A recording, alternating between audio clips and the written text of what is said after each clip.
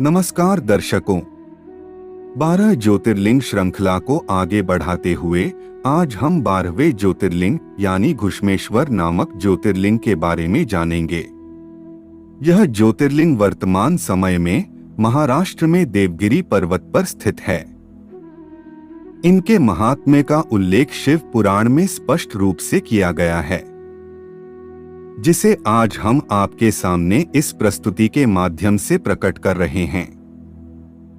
कृपया वीडियो को अंत तक देखें और अगर आप हमारे चैनल पर पहली बार आए हैं तो सब्सक्राइब अवश्य करें।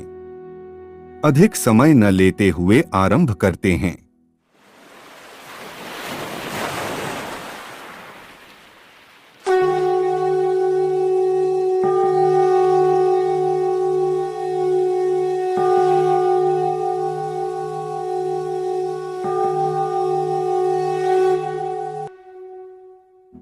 शिव पुराण के अंतर्गत सूत जी कहते हैं कि हे ब्राह्मणों, दक्षिण दिशा में एक श्रेष्ठ पर्वत है जिसका नाम देवगिरी है।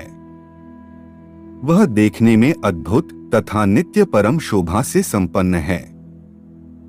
उसी के निकट कोई भरद्वाज कुल में उत्पन्न सुधर्मा नामक ब्राह्मण रहते थे। उनकी प्रिय पत्नी का नाम सुदेहा था। वह सदा शिवधर्म के पालन में तत्पर रहती थी।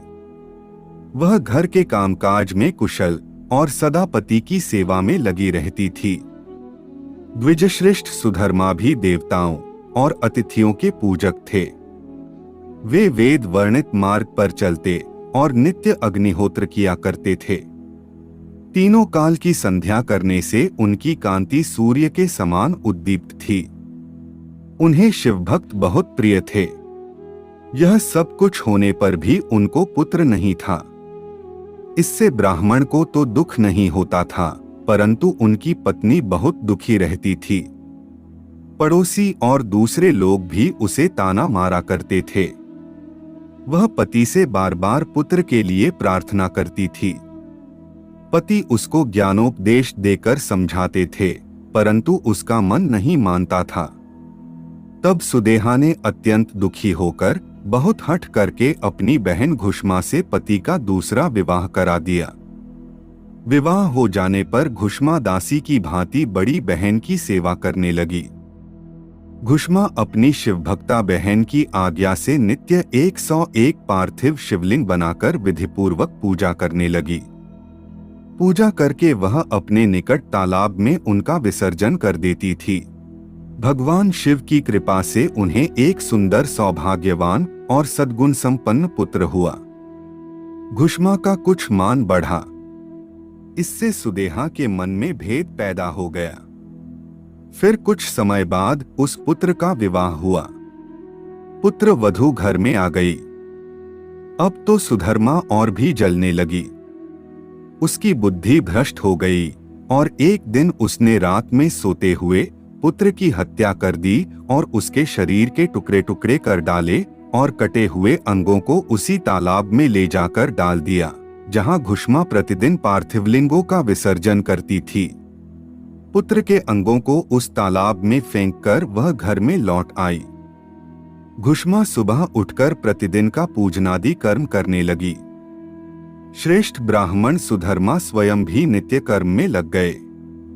प्रातःकाल जब बहू ने उठकर पति की शैया को देखा तो वह खून से भीगी दिखाई दी। इससे उसको बड़ा दुख हुआ। उनके बेटे की प्रिय पत्नी भांति भांति से करुण विलाप करती हुई रोने लगी। सुधर्मा की बड़ी पत्नी सुदेहा मन ही मन हर्ष से भरी हुई थी। घुश्मा भी उस समय उस वधू के दुख को सुनकर अपने नित्य पार्थिव पूजन के व्रत से विचलित नहीं हुई। उसका मन बेटे को देखने के लिए तनिक भी उत्सुक नहीं हुआ। दोपहर को पूजन समाप्त होने पर घुश्मा ने अपने पुत्र की भयंकर शैया पर दृष्टिपात किया, तथापि उसने मन में किंचन मात्र भी दुख नहीं माना। वह सोचने लगी, जिन्होंने यह बेटा दिया था वे ही इसकी रक्षा करेंगे। वे भक्त प्रिय कहलाते हैं, काल के भी काल हैं और सत्पुरुषों के आश्रय हैं। एकमात्र वे प्रभु सर्वेश्वर शंभु ही हमारे रक्षक हैं। वे माला गूंथने वाले पुरुष की भांति जिनको जोड़ते हैं उनको अलग भी करते हैं। अतः अब मेरे चिंता करने से क्या होगा। इस तत्व का विचार करके उसने शिव के भरोसे धैर्य धारण किया और उस समय दुख का अनुभव नहीं किया। फिर वह अपने नियमानुसार पार्थिव शिवलिंगों को लेकर स्वस्थ चित्त से शिव के नामों का उच्चारण करती हुई उस तालाब के किनारे गई। उन पार्थिव लिंगों को तालाब में डालकर जब वह लौटने लगी तो उसे अपना पुत्र उसी तालाब के किनारे खड़ा दिखाई दिया। इसी समय उस पर संतुष्ट हुए ज्योति स्वरूप महेश्वर शिव शीघ्र उसके सामने प्रकट हो गए। शिव बोले, मैं तुम पर प्रसन्न हूं, वर मांगो। तेरी इस दुष्ट बहन ने इस बच्चे को मार डाला था, अतः मैं उसे त्रिशूल से मारूंगा। तब घुष्मा ने शिव को प्रणाम करके उस समय यह वर मांगा कि नाथ, यह सुदेहा मेरी बड़ी बहन है, अतः आपको इसकी रक्षा करनी चाहिए।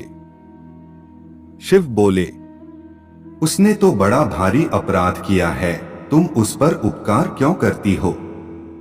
दुष्ट कर्म करने वाली सुदेहा तो मृत्यु दंड के ही योग्य है। घुष्मा ने कहा कि हे देव, इस समय आपका दर्शन करके उसका पाप भस्म हो जाए।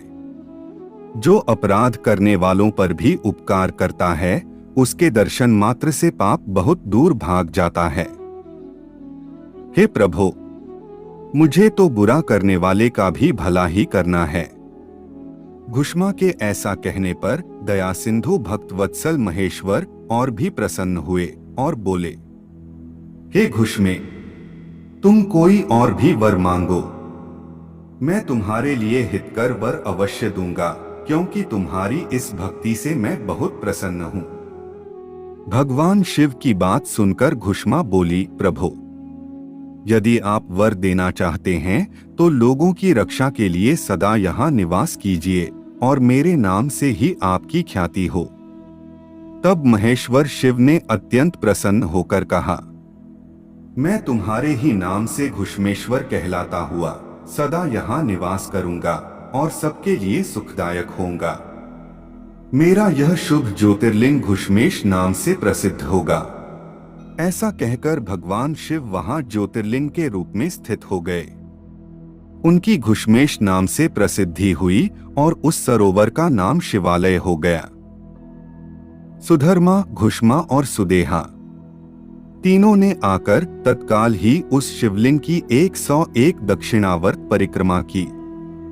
पूजा करके परस्पर मन का मैल दूर करके वे सब वहां बड़े सुख का अनुभव करने लगे।